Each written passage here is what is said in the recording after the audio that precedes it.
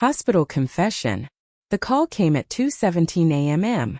Not the kind of call anyone expects at that age. Not when your children are grown. Your life has settled into quiet routines, and the only sounds in the house are the hum of the refrigerator and memories that refuse to fade. Margaret Hale stared at the glowing phone on her nightstand for 3 full rings before reaching for it.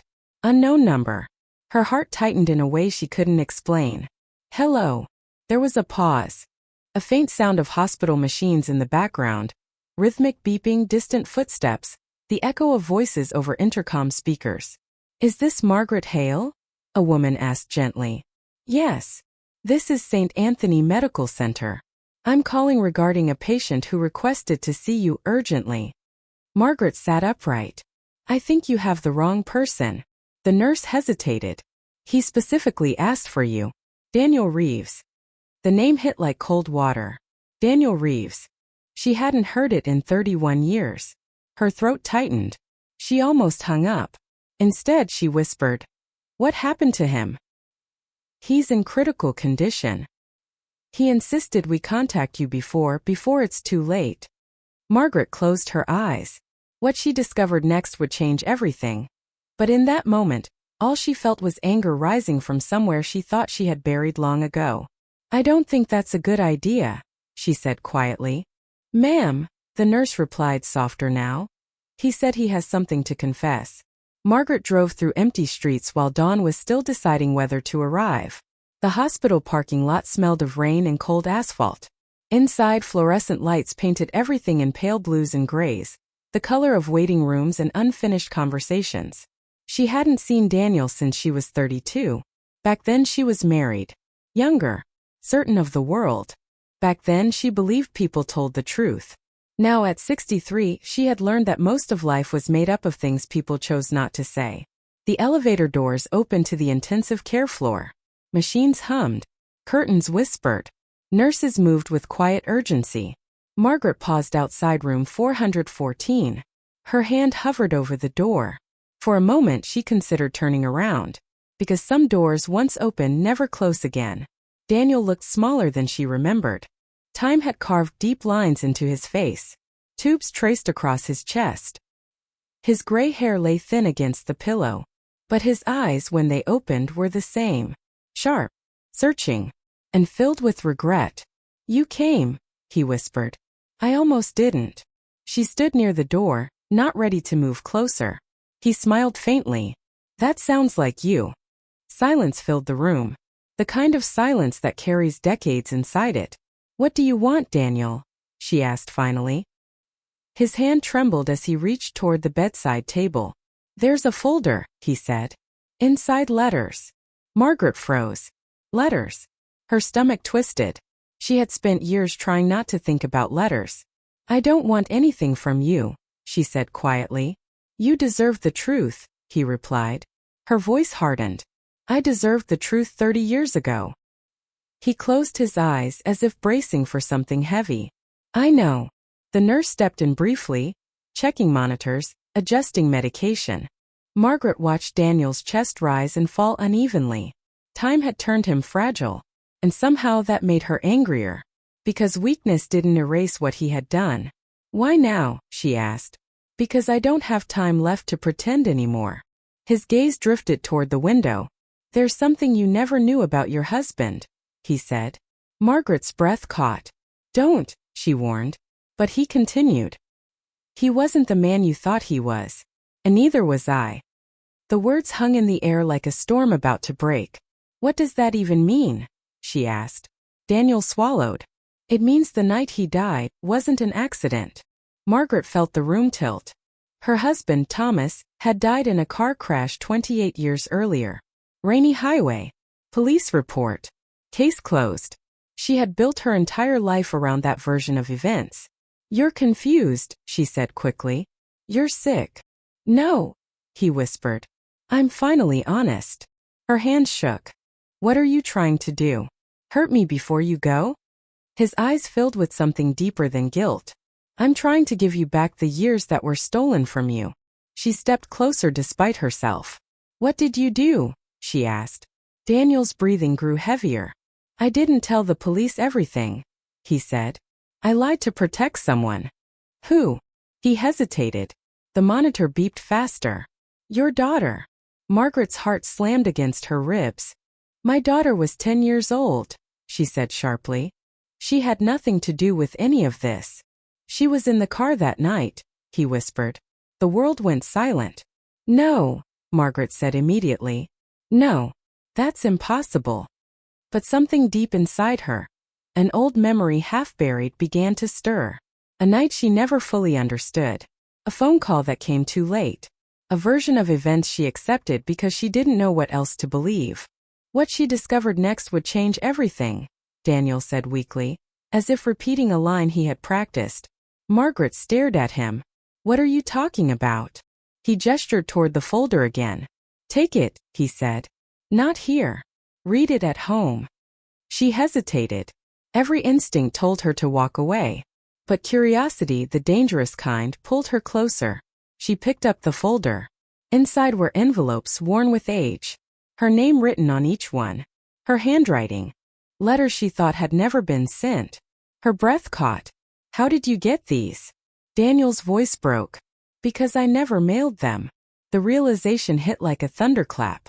All those years ago, she had written to Thomas during the worst period of their marriage. Confessions. Doubts. Questions. Letters she believed were lost. You kept them, she whispered. I hid them, he admitted. Why?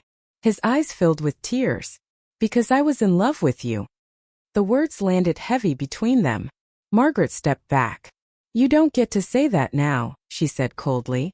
I know, he replied. But it's part of the truth you were never allowed to see. Outside the room, a code blue alarm echoed faintly down the hall. Life and death moved on around them while decades collapsed into minutes. Daniel's voice grew weaker. There's one more thing, he said. She didn't want to hear it. But she stayed. Because sometimes the past refuses to stay buried, especially when someone is finally ready to confess. What? She asked. He swallowed.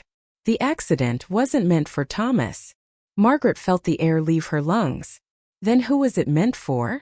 Daniel looked directly into her eyes. You. Margaret didn't answer him right away. The word you lingered in the air like something fragile and dangerous. You're not making sense, she said finally, though her voice sounded thinner than she intended. Daniel coughed, the sound dry and hollow. A nurse glanced in through the glass panel but didn't interrupt. I don't expect you to believe me, he said. Not yet.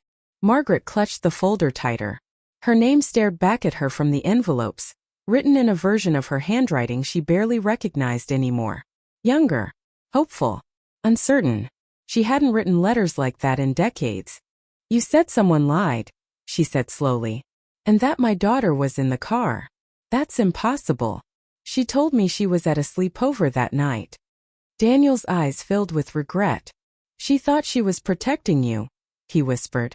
Margaret shook her head, backing toward the wall. No. Stop. Because suddenly, a memory she had ignored for years began to surface. Her daughter Emily coming home the morning after the accident, pale, quiet, refusing breakfast. Margaret had assumed it was grief. Now she wasn't sure what it had been. The elevator ride down felt longer than it had earlier. Margaret pressed the folder against her chest as if it might disappear if she loosened her grip. Outside, the sky was turning pale gold. Morning traffic had begun, ordinary life moving forward while hers tilted sideways. She sat in her car for several minutes before starting the engine. Her reflection in the rearview mirror looked older than she remembered. Tired. And afraid. At home, silence greeted her like an old companion. The house had felt empty since Thomas died. But today it felt different. Heavy with something unresolved. Margaret placed the folder on the kitchen table. She didn't open it immediately. Instead, she made coffee. The familiar routine steadied her hands just enough. Finally, she slid one envelope free. The paper crackled softly. Her own handwriting greeted her. Thomas, I don't know how to talk to you anymore. Her breath caught. She remembered writing this one during a stormy evening after an argument she could barely recall now. The words felt like echoes from a life that belonged to someone else. She read slowly. Each sentence carried a version of her that was raw and uncertain. A woman trying to hold a marriage together while feeling something slipping through her fingers. And then she saw it. A note in the margin, written in a different hand. Daniel's handwriting. You deserved better. Margaret's chest tightened. He had read them all. Every private thought she had poured onto those pages.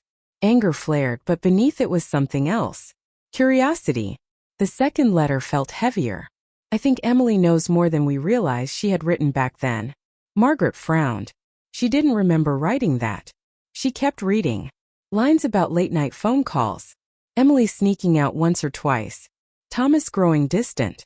Daniel's note appeared again at the bottom. I tried to warn him. Warn him about what? Margaret pushed the letter aside, reaching for the next. This one was different. The paper trembled in her hands. I feel like something bad is coming, she had written.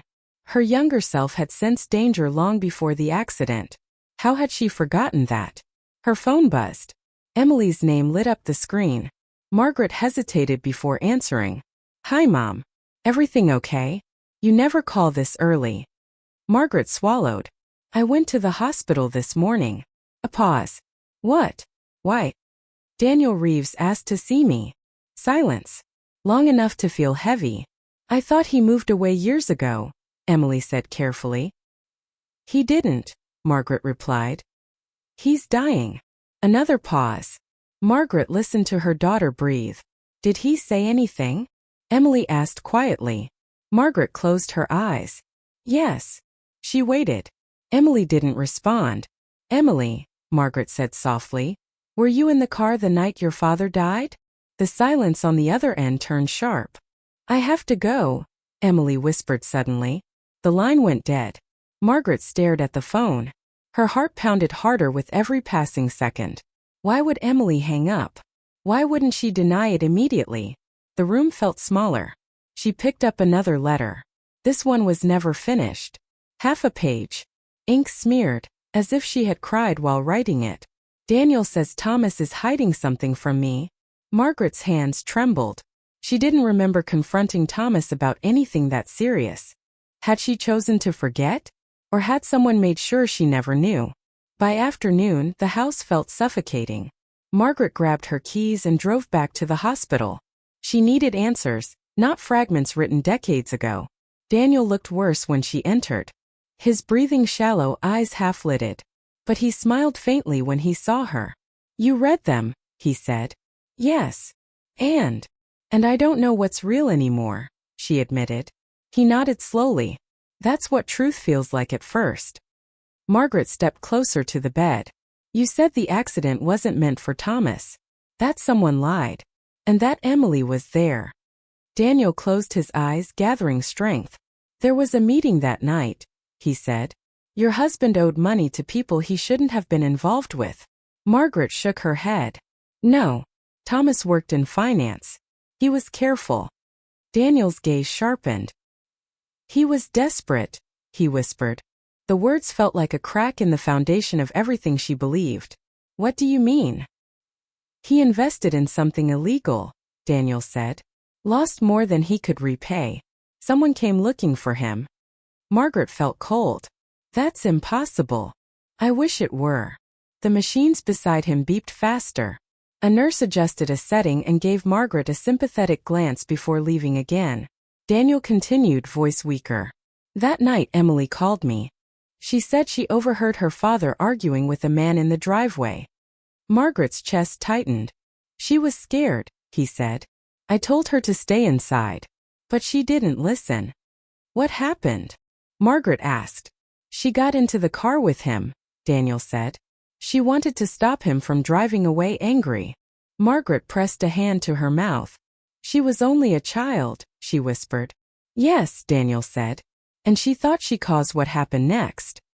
The room fell quiet except for the steady rhythm of machines. What she discovered next would change everything, Daniel murmured again, almost to himself. Margaret leaned closer. What happened on that road? Daniel's eyes filled with something darker. There was another car, he said slowly. Following them. Margaret felt the world tilt again. And it wasn't an accident, he added. It was a warning. She stared at him. For who? She asked. Daniel's gaze locked onto hers. For you. Margaret felt the air leave her lungs. He swallowed, voice barely a whisper now. They thought you knew where the money was hidden. Margaret didn't realize she was holding her breath until her chest started to ache. They thought I had the money, she whispered. Daniel nodded weakly. Thomas trusted you more than anyone. They assumed you knew where he kept everything. Her mind raced through memories, locked drawers, late-night phone calls, Thomas working longer hours than usual in the months before his death. She had noticed the distance but blamed stress. She never imagined fear. You're saying someone followed them, she said slowly. And Emily was in the car when it happened. Daniel closed his eyes. Yes. The word settled heavily in the room. 4 years Margaret had believed the police report. Slick roads, loss of control, a tragic accident. Now the story felt incomplete. Wrong. What did you do? She asked. Daniel's fingers curled against the hospital sheets. I went to the scene before the police arrived, he admitted. Her head snapped up. You what? Emily called me right after it happened. She was crying. She thought her father was dying because she distracted him. Margaret felt the floor shift beneath her. She never told me that, she said. She was terrified, Daniel whispered. And I made a choice I've regretted every day since. What choice? He hesitated. I told her to leave before anyone else arrived. Margaret stepped back. You told a 10-year-old girl to walk away from an accident scene? I thought I was protecting her, he said quietly. I didn't want her questioned by people who might be watching. Her hands trembled. So you lied to the police? Yes. And you let me believe she wasn't there. Daniel's voice cracked. I thought it would be safer that way. Margaret turned toward the window, fighting the wave of emotion rising inside her. 30 years of memories rearranged themselves into something unrecognizable. When she left the hospital that evening, the sky was heavy with clouds. Her phone buzzed again. Emily. Margaret hesitated before answering. Mom, her daughter said softly. Margaret could hear hesitation in her voice, the kind that comes from carrying a secret too long. Why didn't you tell me? Margaret asked. A long silence followed. I wanted to, Emily said finally. But Uncle Daniel said it would only make things worse. Margaret closed her eyes. He wasn't your uncle, she said gently. I know, Emily replied. But he was the only adult who believed me that night. Margaret swallowed. What happened after the crash? Emily's breathing grew uneven. I remember headlights behind us, she said slowly. Dad kept checking the mirror. He was scared. I'd never seen him like that. Margaret felt cold. He told me to stay calm, Emily continued. Then the car behind us sped up. Dad tried to turn off the highway, and we hit the guardrail. Her voice broke. I thought it was my fault. Margaret pressed her hand against her chest. No, she whispered. No, sweetheart. But Daniel told me to leave, Emily said. He said people were coming who shouldn't see me there. Margaret's heart pounded. Did you see anyone else? She asked. I saw a man get out of the other car, Emily said. He looked straight at me. A chill ran down Margaret's spine. What did he look like? Emily hesitated. I don't remember his face, she said. Just that he wasn't surprised. That night, Margaret couldn't sleep. The letters lay scattered across her kitchen table like pieces of a puzzle she didn't know how to finish. One envelope remained unopened. It felt heavier than the others. She turned it over slowly. No date. Just her name. Inside was a photograph. Margaret stared at it. Thomas stood beside Daniel outside a building she didn't recognize. Both men looked younger, but their expressions were tense. On the back, Daniel had written, "The truth started here." The next morning, Margaret returned to the hospital. Daniel looked weaker, his skin pale against the white sheets. I spoke to Emily, she said. He nodded faintly. She deserved to tell you herself. Margaret held up the photograph. What is this place? Daniel's eyes lingered on the image. A financial firm your husband worked with before he moved to the company you knew about. Why didn't he tell me? Because that's where everything went wrong, Daniel said. Margaret pulled a chair closer to the bed. You said the accident was meant for me, she said quietly. Why? Daniel hesitated. The machines beeped steadily. Because you were the one who discovered where Thomas hid the account numbers, he whispered. Margaret's stomach tightened. I never knew about any accounts. Yes, he said softly. But you wrote about them in one of your letters. You didn't realize what you had found. Her mind raced back to the unfinished letter. Daniel says Thomas is hiding something from me. You read that and didn't warn me, she asked, anger creeping into her voice. I tried, he said. But I was too late. Margaret stood, pacing slowly. So someone believed I knew about money I didn't even understand, she said. Yes. And that's why they followed the car. Daniel's voice dropped to a whisper. They wanted to scare Thomas into paying. She stopped pacing. Not kill him. No, he said. But fear changes everything. Margaret felt tears sting her eyes. Not just for Thomas, but for the years she spent carrying guilt that never belonged to her. What she discovered next would change everything. Daniel murmured again, voice fading. Margaret leaned closer. What else haven't you told me? He struggled to speak. There's another reason I asked you here, he said. What is it? Daniel's eyes filled with something deeper than regret. I wasn't just hiding the truth from you, he whispered. I was hiding it from myself. Margaret's heart tightened. What do you mean? He looked at her, really looked at her with a vulnerability she had never seen before. The man in the other car, he said slowly, was someone I knew. Margaret felt the room grow smaller. You knew him? She asked quietly. Daniel's breathing grew uneven, each word costing him more effort. Yes. The single word carried years of guilt. Margaret pulled the chair closer, her hands tightening around its back. Start talking, Daniel, she said, her voice low but steady. No more half-truths. He nodded faintly. The man who followed Thomas that night. His name was Victor Kane, he whispered. He financed the investment your husband lost money in. Margaret's mind raced. She had never heard that name before. Why would Thomas get involved with someone like that? Daniel closed his eyes. Because he was trying to fix something that wasn't his fault. The machines hummed steadily as Daniel spoke. Years before the accident, he said, I convinced Thomas to invest in a venture I believed in. It went bad. Worse than either of us expected. Margaret felt a new wave of anger rise.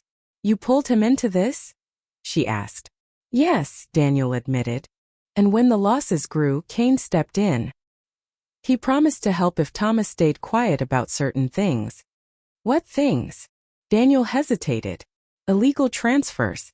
Accounts that didn't exist on paper. Margaret's stomach tightened. Her husband, the careful, honest man she believed she knew, suddenly felt like a stranger. I never saw any of that, she whispered. That's because Thomas protected you, Daniel said. He didn't want you dragged into something dangerous. Margaret walked toward the window.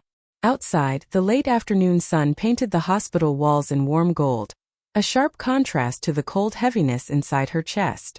You said the accident was meant to scare him, she said slowly. But someone died. Daniel's voice trembled.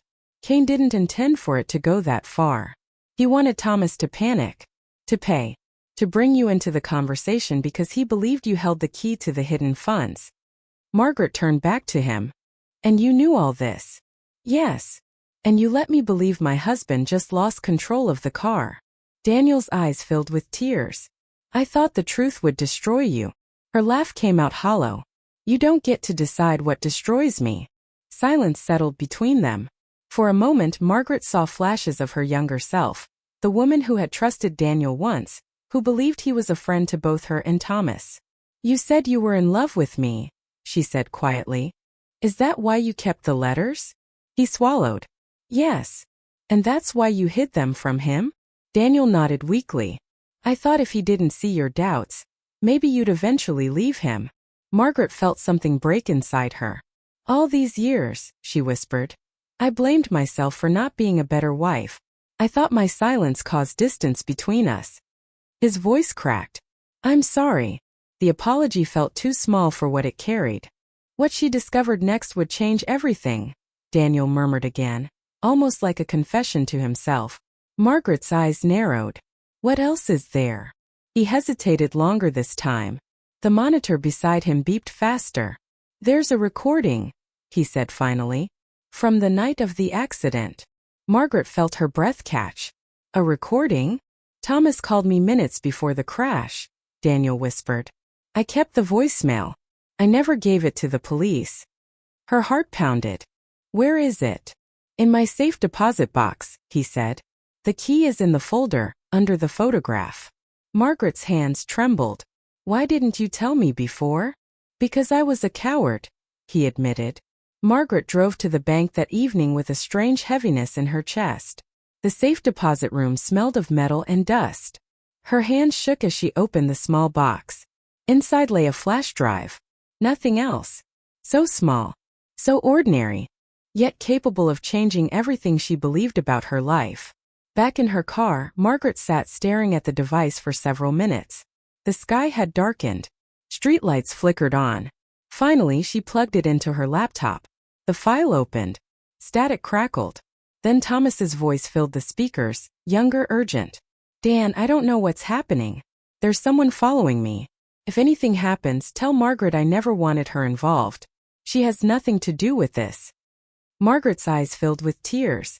His voice sounded scared. Real. Alive. "And tell Emily," he continued, voice shaking. "Tell her none of this is her fault." The recording cut off abruptly. Margaret pressed her hand to her mouth.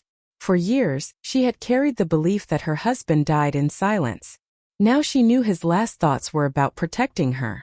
She returned to the hospital late that night. Daniel looked weaker than before, his breathing shallow. "I heard it," she said quietly. He nodded, relief flickering across his face. "He loved you," Daniel whispered, "even when everything fell apart." Margaret stood beside the bed. "So why tell me all this now?" she asked. Daniel's eyes filled with something deeper. "Not just guilt but fear." "Because Kane is dead," he said softly. Margaret blinked. "What?" "He died last month," Daniel continued. "Which means the truth no longer puts you in danger." She stared at him. "And you waited until now to finally be honest." "Yes." Silence filled the room. Then Daniel said something that shifted everything again. "There's one last thing I haven't told you." Margaret felt her heart tighten. "What is it?" He struggled to breathe. "The night of the accident. I wasn't just a witness," he whispered. Margaret leaned closer. "Then what were you?" His eyes locked onto hers. "I was the one driving the other car behind them." Margaret didn't move. For a moment she thought she had misheard him. "You were what?" she whispered. Daniel's eyes stayed fixed on hers, filled with a kind of surrender she had never seen before. "I was driving behind them," he repeated, his voice barely strong enough to carry the words. The room felt suddenly too quiet. The steady rhythm of the monitor sounded louder than anything else. Margaret's hands went cold.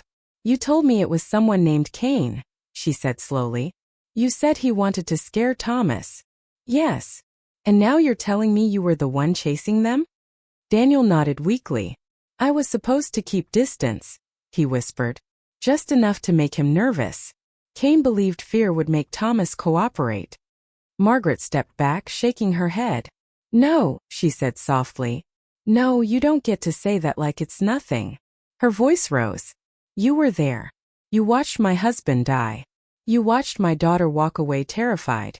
And you let me live 30 years believing a lie." Tears filled Daniel's eyes. "I didn't mean for it to happen," he said. "The road was wet. Thomas swerved when he saw my headlights come closer. Everything happened too fast." Margaret's chest tightened. She wanted to scream, to walk out, to pretend she had never answered that phone call. But she stayed, because part of her needed to hear the whole truth, even if it shattered what little piece she had left. What she discovered next would change everything. Daniel murmured again, voice fragile. Margaret swallowed hard. "You keep saying that," she said. "Then say it. All of it." Daniel closed his eyes for a moment. "I didn't call the police immediately," he admitted. "I was afraid Kane would blame me if the plan went wrong.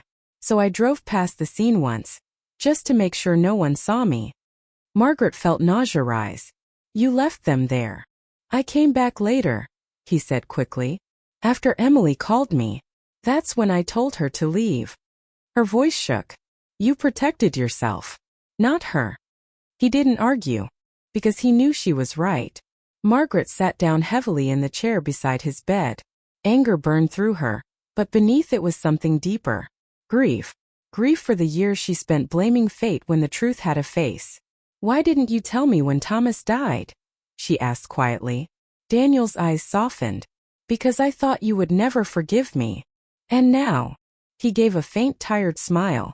I don't expect forgiveness, he said. I just didn't want to die carrying this alone. The words landed heavily between them. Margaret looked at him, really looked, and for the first time saw not just the man who had hurt her, but someone who had spent decades trapped in his own guilt.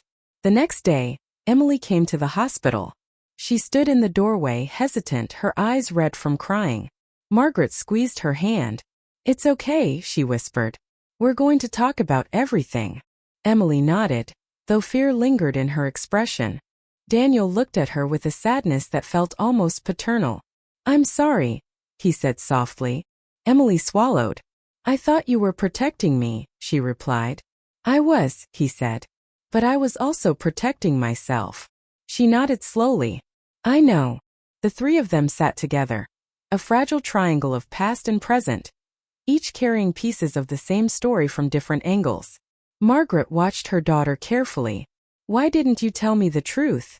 She asked gently. Emily's eyes filled with tears. Because I saw how broken you were after Dad died, she said.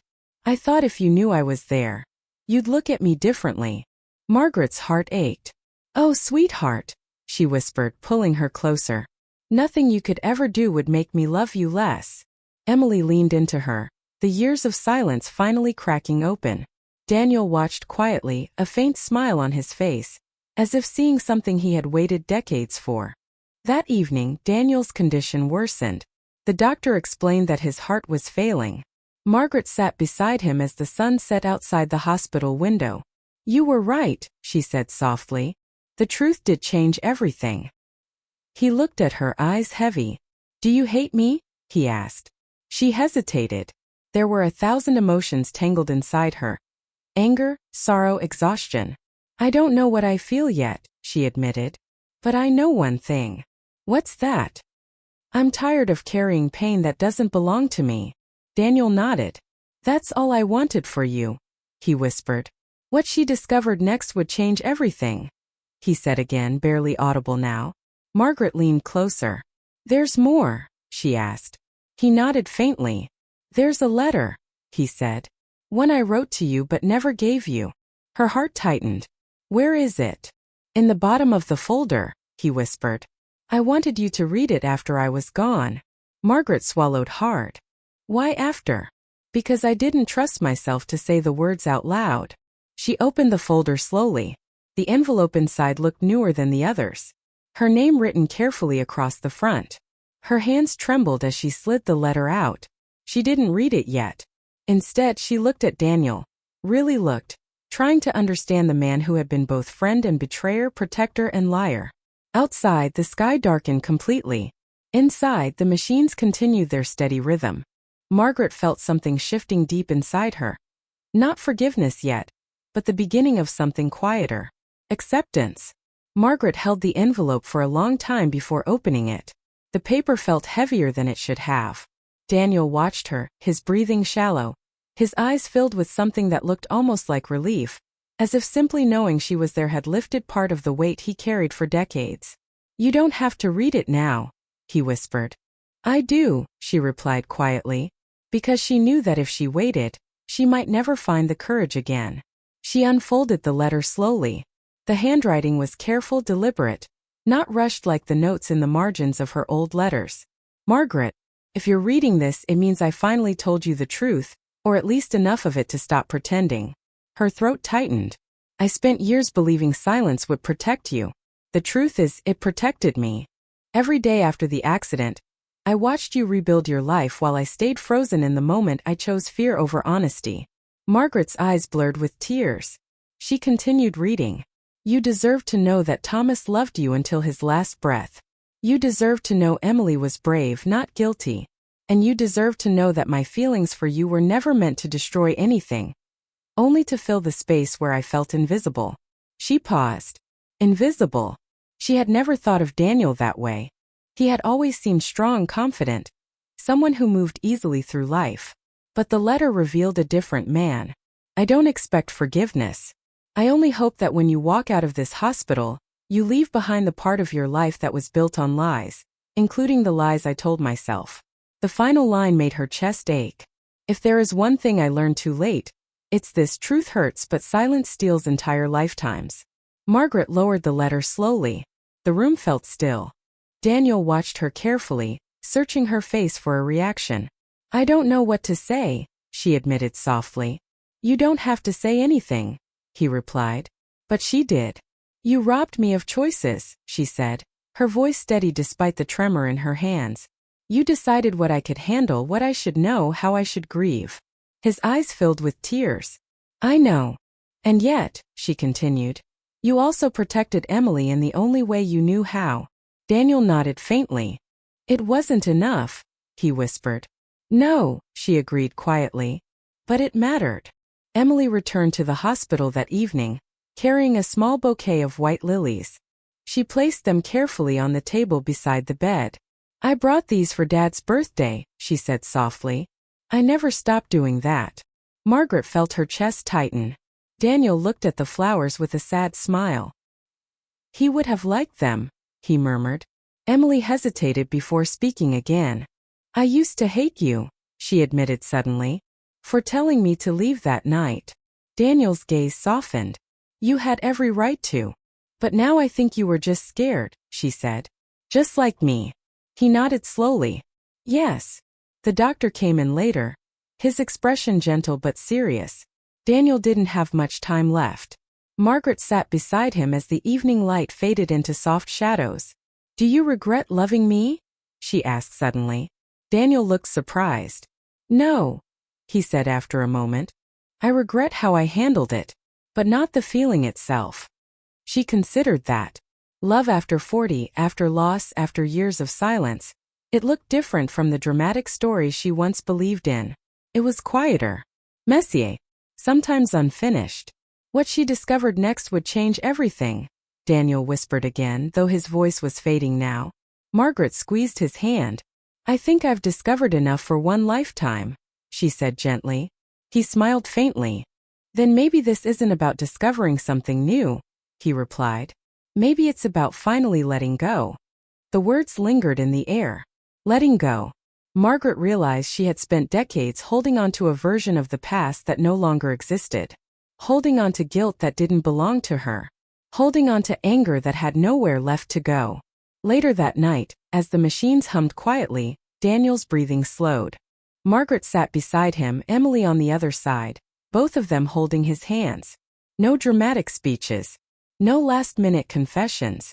Just a quiet understanding that some stories end not with answers, but with acceptance. He looked at Margaret one last time. I'm glad you came, he whispered. She nodded, tears slipping down her cheeks. So am I. And then gently his hand went still. The room felt impossibly quiet. Margaret closed her eyes, letting the silence settle. She expected to feel rage or relief, but instead she felt something softer. A sense that a long chapter had finally reached its last page. The hospital corridor felt different when Margaret stepped into it alone. Not heavier. Not lighter. Just quieter. Emily walked beside her, their footsteps echoing softly against the polished floor. Neither of them spoke at first. Words felt unnecessary, and maybe too fragile to trust yet. Outside, the night air carried the faint scent of rain. Margaret paused under the hospital awning, looking up at the dark sky. 30 years of unanswered questions had finally found their voice. And yet she didn't feel victorious. She felt tired. But for the first time in decades she also felt free. They drove home together in silence. Streetlights flickered across the windshield like passing memories. Emily broke the quiet first. I don't know how to feel, she admitted. Part of me is angry at him. Part of me feels sorry for him. Margaret nodded slowly. That's what truth does, she said. It doesn't give you simple emotions. It gives you all of them at once. Emily looked at her. Do you forgive him? Margaret didn't answer right away. Forgiveness had always sounded like something dramatic. A big moment, a clear decision. But sitting in the car beside her daughter, she realized it felt different. I don't think forgiveness is one single moment, she said finally. I think it's something you choose again and again until the pain stops being louder than the memory. Emily leaned her head against the window. I carried that night for so long, she whispered. I thought I caused everything. Margaret reached over, squeezing her hand. You were a child, she said softly. And children survive things they don't understand. That doesn't mean they're responsible for them. Emily nodded, tears sliding down her cheeks. Back at home, Margaret placed Daniel's final letter beside the old ones on the kitchen table. The letters no longer felt like relics of regret. They felt like proof that even unfinished words could still shape a life. She brewed tea, a habit she had kept since Thomas died, and sat by the window watching the rain begin to fall.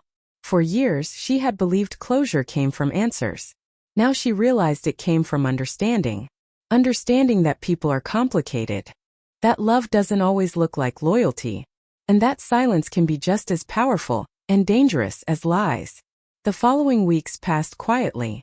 Margaret and Emily began talking more than they had in years. Not just about the accident, but about everything they had avoided, fears, regrets, even the small things that once felt too trivial to mention. One afternoon, Emily sat at the kitchen table holding one of the letters. Did you ever think about starting over? She asked. Margaret smiled faintly. At my age. Emily shrugged. You're not done living, Mom. The words lingered. Not done living. Margaret realized how often she had spoken about life as something that happened in the past, before loss, before secrets, before regret. But maybe life didn't end when a chapter closed. Maybe it changed direction. What she discovered next would change everything, Margaret whispered to herself one morning as she walked through the park near her house. The phrase had followed her since that first hospital visit. But now it felt different. It wasn't about uncovering another secret. It was about discovering herself again, without the weight she had carried for so long. She noticed small things she hadn't paid attention to in years. The sound of leaves under her shoes. The warmth of sunlight on her face. The quiet laughter of strangers passing by. Life felt wider somehow. On the anniversary of Thomas's birthday, Margaret and Emily visited the lake where they used to picnic as a family. They brought lilies just like Emily had placed in the hospital room. Margaret stood at the edge of the water, holding the flowers. I used to think closure meant forgetting, she said softly. But now I think it means remembering without pain. Emily smiled. I think Dad would like who you are now, she said. Margaret felt tears rise, but they weren't heavy tears. They were gentle, grateful. She placed the lilies into the water and watched them drift away slowly. That evening, Margaret sat at her desk with a blank sheet of paper. For the first time in decades, she began writing another letter. Not to Thomas. Not to Daniel. To herself. You survived more than you ever imagined, she wrote. You loved, you lost, you learned the truth, and you're still here. The words felt simple, but they carried a quiet power. As the sun set outside her window, Margaret folded the letter carefully and placed it beside the others. She didn't hide it. She didn't lock it away. Because this time she wasn't writing to escape the past. She was writing to honor it. Epilogue, a life rewritten. Months later, Margaret returned to St. Anthony Medical Center. Not as someone waiting for answers, but as a volunteer helping families navigate the same quiet hallways she once walked alone. One afternoon, she sat beside a woman who looked lost and frightened. It gets easier, Margaret said gently. How do you know? The woman asked. Margaret smiled. Because I learned that truth doesn't break us, she said. It gives us a chance to finally live honestly, even after loss. She stepped outside the hospital later that day and felt the sun warm her face. For years she believed her life had been defined by one night, one accident, one confession. But now she understood something deeper. Life isn't shaped by the secrets we carry. It's shaped by the courage we find when we finally let them go. And sometimes, the most powerful love story isn't about finding someone new. It's about rediscovering yourself after everything you thought was certain falls apart.